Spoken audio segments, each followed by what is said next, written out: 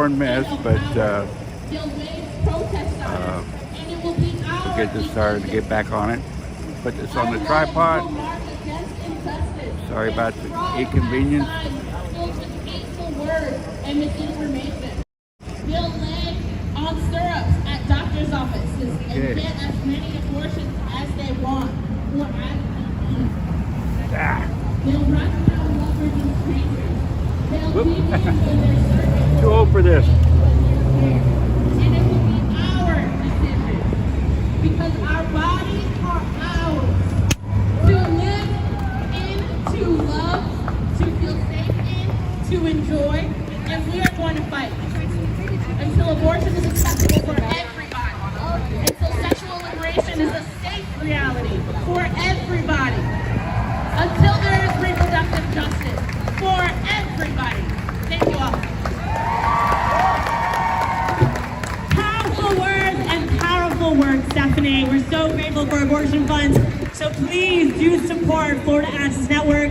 We have many organizations who are tabling right next door, and so that includes FAN, that includes so many amazing organizations that are doing the work every single day. So please, before you leave today, get plugged in. This work does not stop here, it starts here. And I am curious, as we welcome our next speaker, who here can say this is their first ever march or protest? Yes! It won't be your last.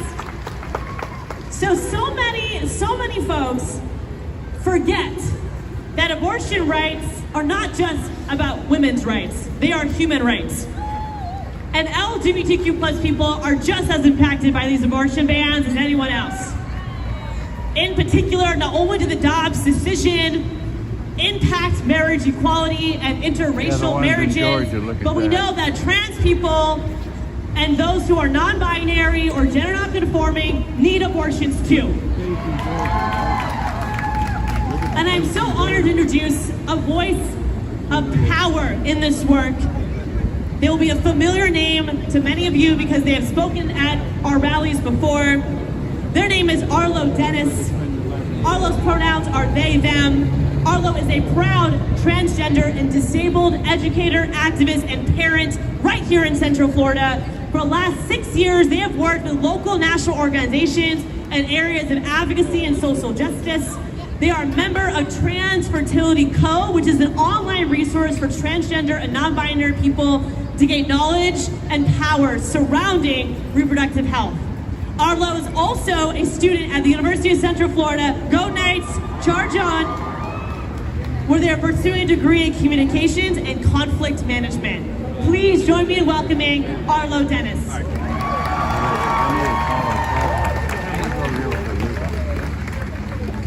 good day. Thank you for coming out to this important event.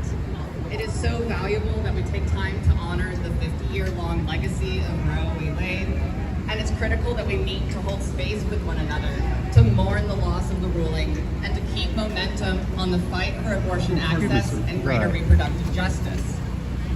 And it's here today that I'm going to speak to you about transgender reproductive health and our inclusion in the conversation about abortion access.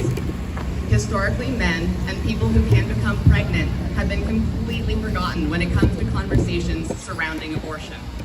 And while in recent years there has been a tremendous shift in creating space for transgender people, it's still something I hope to help bring education and understanding to.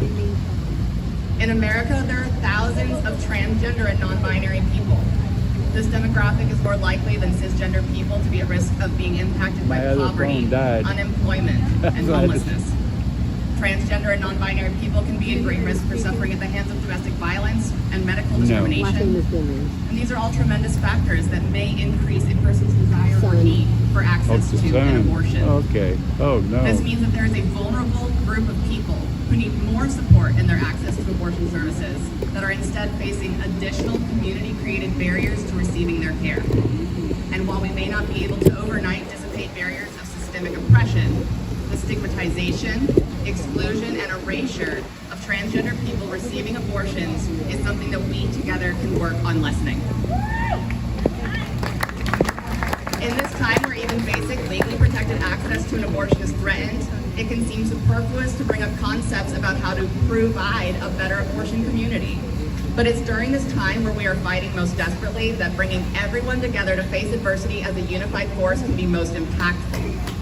Supporters of abortion rights lose nothing by opening their hearts, minds, and vocabularies to transgender men and non-binary folk. Through transformative work of inclusion, reproductive justice advocates aid more people who have utilized abortion services and wish to fight to help others retain those same rights. Exclusionary language is pervasive in the reproductive justice community. The focus shows through the use of almost always she/her pronouns when talking about those who receive abortion services, using phrases like women's rights as synonymous with abortion rights, or chanting her body, her choice at rallies. At times, men can be directly targeted. I see protest signs read memes like ovaries before broveries. And a common sentiment that's expressed by advocates is one of, if men could get pregnant, abortions would be free and available on every street corner, as if it's attempting to highlight the gender basis and double standard that does actually exist in medical care. It is understandable why these things happen, why women speak the way that they do about abortion is steeped in its own complex relationship of oppression. Misogyny and patriarchy are real. But regardless of what brought us here, no matter how justified it might be, we must change how we speak, because what helped us survive will not be what helps us thrive. Across the nation, transgender body autonomy is under attack. 22 states, including Florida, are attempting to pass laws and medical ordinances that would ban transgender youth from receiving gender-affirming care. This definition of youth by some states measures includes people up to the age of 26. This is countless youth and even young adults blocked from making basic decisions for and about their bodies. Transgender people are fighting to have the ability to make needed choices for their health care in a way so similar to those fighting for safe and legal abortion access. There is sympathetic suffering and allyship to be found for you in the transgender community. And again, please never forget that there are many people who are caught in between both worlds, trans and seeking abortion health care. They deserve your acknowledgement as well as your aid. My ask and call to action for allies of transgender people that are here today is to be mindful about your language and how you use it. We need to keep having conversations about abortion, to normalize, destigmatize, to educate, and to enlighten. But when these important conversations happen, please do not erase your brothers and your siblings who are trying to prove that their abortion experiences even exist. Thank you so much, Arlo. Such important reminders for our movement to be stronger and welcoming to all. We're so grateful for your leadership. All right, y'all. Please join me in welcoming our next speaker, someone who is very near and dear to my heart, Tiffany Hughes. Tiffany is the child of immigrants from St. Vincent and the Grenadines who instilled in her love for the American dream and its promise of opportunity for all. A mom and a business owner, Tiffany is an advocate at heart. In 2021, she was elected the youngest president of the Orange County NAACP. And she's also an education advocate and mentors for Seminole County Public Schools and the Take Stock in Children program. Tiffany cares so deeply about the future of Florida. She ran for office last year, and I hope she runs again. But in the meantime, she now serves on the board of Ruthless Florida, which is an organization committed to electing women to office and those who support reproductive rights. So please, a warm welcome for Tiffany Hughes.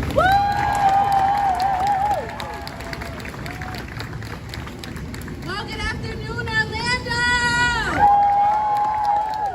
Thank you so much for being here. Again, my name is Tiffany Hughes, and I will say that my favorite title is Mama. And if you've ever been in a room with me, you know that I have a 3-year-old son, Legacy. I talk about him all the time. Just check my Instagram. But something I don't talk about as often is the year before I had Legacy, I had several fibroids removed. And due to that surgery, my pregnancy was considered high risk.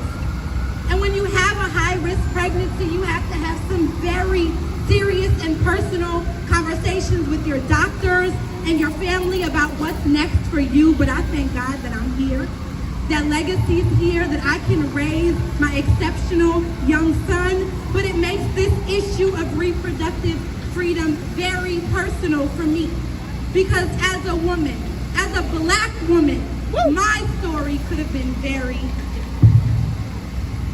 So again, thank you for being here, for supporting reproductive freedom, for have pressed forward after the falling of Roe in June, for getting through a tumultuous and ridiculous election cycle, for fighting against the state government who continues to target our LGBTQ plus youth, for finding the courage to keep fighting. Still legal.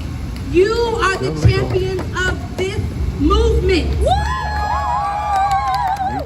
You are the change makers, the game changers, the mobilizers, the leaders of a movement that far surpasses any Supreme Court decision. Because make no mistake, this moment is bigger than Roe. On what would have been the 50th anniversary of Roe v. Wade, the decision that granted women, pregnant people the right to safe and legal abortion access, let us be reminded that Roe was never the ceiling.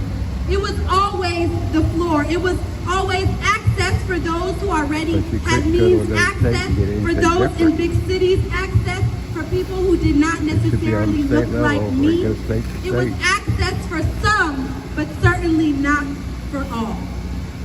But now, we have the opportunity to demand more, to demand access for all, acceptance for all, humanity for all.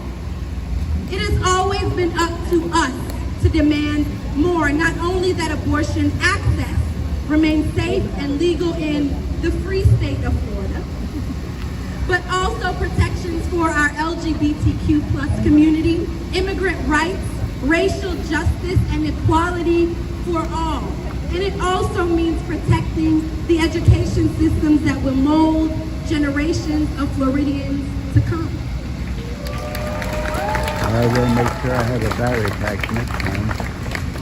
I'm reminded as I look at my son that we are molding our future leaders. I need a new phone, but who will shape policy, influence communities, and lead us all forward. The decisions we make now will shape our future. Frederick Douglass once said, "Power concedes nothing without a demand." It never did, and it never will. Well, Orlando, today, we stand together to demand from our Tallahassee and DC politicians access to safe and legal abortion care, bodily autonomy, LGBTQ plus rights, immigrant rights, racial justice, and freedom for all.